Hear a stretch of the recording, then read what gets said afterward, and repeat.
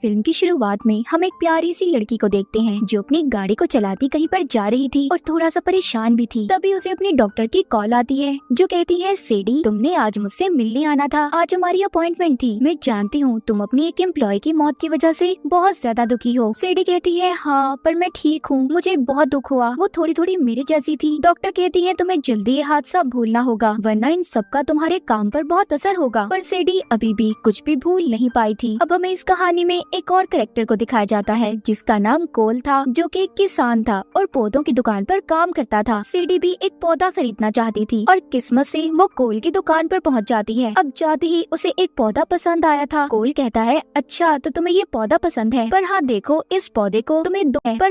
इस पौधे को तुम्हें 2 या 3 दिन में पानी देना होगा वरना ये पौधा मुरझा जाएगा। सेडी कहती है, अरे नहीं, मैं फिर ये पौधा नहीं ले सकती क्योंकि मुझे अपने काम की वजह से घर से 2 या 3 महीने बाहर रहना होता है। कोल उसकी बात सुनकर कहता है, तो मैडम आपके लिए यहाँ पर कोई पौधा नहीं है क्योंकि कोई पौधा अब तक ऐसा पैदा ही नहीं हुआ जो पानी के बगैर सरवाइव कर सके, चल सके। हाँ अगर आप चाहे तो ये प्लास्टिक का पौधा ले सकती हैं। उनके दरमियान में जब बहस हो रही थी तो तभी एक लेडी आती है जो इस दुकान की मालिक थी जहाँ पर कोल काम क्या करता था। उन्होंने सेडी को उसका पसंदीदा पौधा दे दिया था। अब वो लेडी कोल से कहती है, मैं तो समझी थी तुम उस लड़की का नंबर लोगे, वो कितनी प्यारी थी और तुम उल्टा उससे बहस कर रहे थे। कोल कहता है, सॉरी मैडम, मैं यहाँ पर ये काम थोड़ी करने आता हूँ। फिर वो उस लेडी के कहने पर सेडी के पास चला जाता है जो बस जाने ही वाली थी। जब वो उसकी गाड़ी के आगे आकर गाड़ी रोकता है तो जो पौधा सेडी ने इसे खरीदा था वो गिरकर टूट जाता है। अब कोल डायरेक्ट ही सेडी से पूछता है, क्या तुम मेरे साथ कॉफी पियोगी? सेडी ये सुनकर हैरान थी कि न जान पहचान फिर भी ये मेरे साथ कॉफी पीना चाहता है, पर सेडी भी मान जाती है और उसके साथ कॉफी पीने के लिए तैयार थी। ये दोनों कॉफी पीते हुए बहुत सी बातें करते हैं। सेडी अपने बारे में बताती है कि मुझे अक्सर अपने काम की वजह से घर से दूर रहना पड़ता है। कोल उसको बताता है कि मुझे भी फसलें उगाने के अलावा हिस्ट्री पढ़ने का बहुत शौक है। ये दोनों बहुत सी बातें करते हैं। सेडी कहती है, कभी भी मुझे किसी चीज से डर नहीं लगा। कोल कहता है, अच्छा तो ये बात है, चलो वो सीढ़ियाँ देख रही हो, मेरे साथ रेस लगाओ, अगर तुम हार गई तो तुम्हें बताना होगा तुम्हें किस चीज से डर लगता है। ये दोनों अब सीढ़ियाँ चढ़ने की रेस लगाते हैं जिसमें सेडी कोल से आगे थी, वो जीत जाती है। कोल ये देखकर काफी हैरान था पर उसे सेडी के बारे में ये सब जानना अच्छा लग रहा था। वो बताती है, मैं अपनी मॉम के साथ बचपन में अपना शहर छोड़कर आ गई। मेरी मॉम बहुत ही बहादुर थी, मैं भी उनकी तरह बनना चाहती हूँ। अब बातें करते करते वो सारी रात एक साथ गुजारते हैं जिसमें दोनों अपने दुख सुख एक दूसरे से बांट रहे थे। कोल इन सब चीजों से बहुत खुश था कि उसकी जिंदगी में कोई आ गया है, वो भी सेडी जैसी लड़की और इतनी प्यारी। अब जब वो घर जाता है तो घर जाकर अपने मॉम डैड और बहन को सेडी के बारे में बताता है जिसे सुनकर उसके घर वाले बहुत खुश थे। कोल सेडी के पीछे पागल हो चुका था, वो दिन रात उसको मैसेजेस किया करता था। उसके मॉम डैड उसे समझाते हैं कि देखो ऐसे तुम्हें मैसेज नहीं करने चाहिए, थोड़ा इंतजार करो। कोल भी उनकी बात को समझ गया था। वो सेडी को अब कोई मैसेज नहीं करता मगर सेडी का भी उसे कोई मैसेज नहीं आया था। बहुत दिन गुजर गए थे। कोल अब काफी परेशान रहने लगता है, उसका किसी काम में दिल भी नहीं लग रहा था। तभी उसे याद आता है कि उसका इनहेलर तो सेडी के पास रह गया है जो उसे सांस लेने में मदद देता था। दरअसल कोल को सांस की बीमारी थी। अब ये अपने इनहेलर से सेडी को ट्रैक करता है, उसकी लोकेशन पता करने की कोशिश करता है क्योंकि कोल अपने इनहेलर में ट्रैकर लगा कर रखा करता था। उसे पता चल गया था कि सेडी लंदन में थी। जब कोल को ये बात पता चलती है तो उसकी मॉम कहती है, तुम्हें जाकर उसे सरप्राइज देना चाहिए, वो तुम्हें देखकर बहुत खुश होगी। मगर कोल बेचारा कभी भी किसी दूसरे शहर या मुल्क में नहीं गया था, लेकिन इस बार वो अपनी मॉम की बात को मान जाता है और लंदन में पहुंच गया था। अब जब वो एयरपोर्ट पर उतरता है तो उसे कुछ आदमी पकड़कर ले जाते हैं और टैक्समैन के नाम से पुकार रहे थे। वो बेहोश करके कोल को अपने साथ ले गए थे। अब जब कोल को होश आता है तो वो आदमी कहता है, पहले तुमने हमारे एक आदमी को मार दिया, फिर हमारा सामान चुराया और अब पासपोर्ट, पता नहीं तुम हमारे बॉस के पीछे क्यों पड़े हो।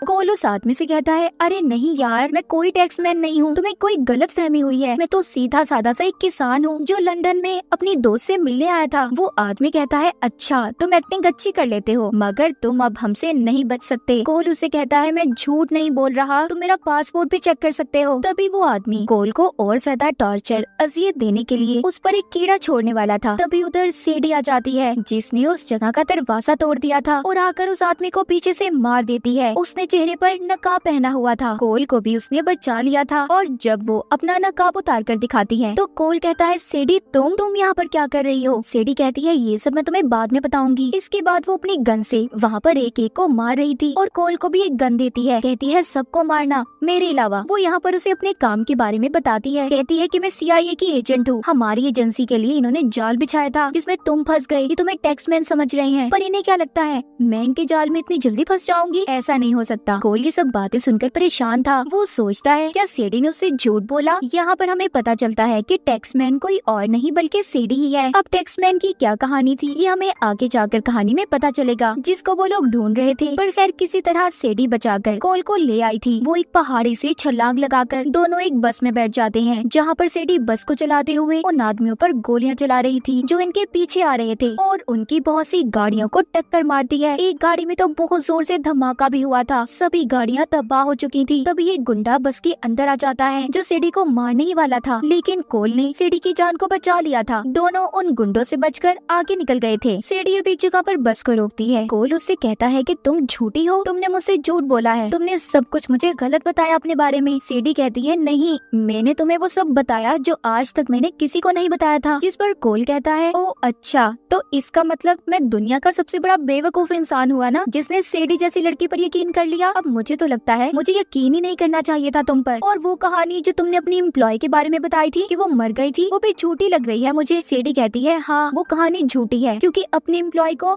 मैंने खुद मारा था। वो उन लोगों से मिली हुई थी जो मेरे दुश्मन है। उसने मुझे धोखा दिया था। कोल अब यहाँ से वापस जाना चाहता था। सेडी कहती है नहीं अब तुम नहीं जा सकते क्योंकि वो लोग जो मेरे दुश्मन है तुम्हें टैक्समैन समझते हैं। तुम्हें मेरे साथ चलना होगा। सेडी कोल को लेकर पाकिस्तान के खैबर पास आ गई थी। वहाँ पर इन्हें एक आदमी से मिलना था। अब वो आदमी सेडी को बताता है कि जिन लोगों ने तुम्हें पकड़ा था उन्होंने ही हैशटैग को चुराया है जो एक बायोकेमिकल हथियार है और बहुत खतरनाक भी। और अगर गलत आदमी के हाथ में आ गया तो बहुत कुछ तबाह हो जाएगा और वो काम सिर्फ एक ही आदमी करवा सकता है जिसका नाम लेविक है। अब वो आदमी लेविक की सारी कहानी बताता है। यहाँ पर हमें लेविक के बारे में पता चलता है कि वो एक फ्रांस की खुफिया एजेंसी के लिए काम करता था और फिर बाद में उसने खुद के लिए काम करना शुरू कर दिया जिसमें हथियारों की खरीदो फरोख्त और कत्ल जैसी चीजें आम बात थी। वो आदमी सेडी को लेविक के बारे में सब कुछ बताकर कहता है अगर तुम उसको पकड़ना चाहती हो तो जरा ध्यान से, वो बहुत ही खतरनाक आदमी है। अब जब वो आदमी सेडी से बातें कर रहा था तो सेडी कहती है कि मुझे तुम्हारी मदद की जरूरत है, मुझे तुम्हारे कुछ आदमी चाहिए। तभी उस आदमी को पीछे से आकर कोई लाल शर्ट वाला आदमी मार देता है और कोलो सेडी को अपने साथ जाने का कहता है। तभी एक और आदमी पीछे से आकर लाल शर्ट वाले आदमी को मार देता है। अब वो आदमी इन दोनों को अपने साथ ले जाने की कोशिश करता है। तभी एक और आदमी आ जाता है और पहले वाले आदमी को मार देता है। अब लाल शर्ट वाला फिर से इनको पकड़ लेता है। ये सब कुछ इस वजह से हो रहा था क्योंकि लेविक ने कोल के सर पर टैक्समैन समझकर बहुत बड़ा इनाम रखा था। टैक्समैन CIA की खुफिया एजेंसी के लिए काम किया करता था और उसको उस बायोकेमिकल हथियार का पासकोड भी पता था।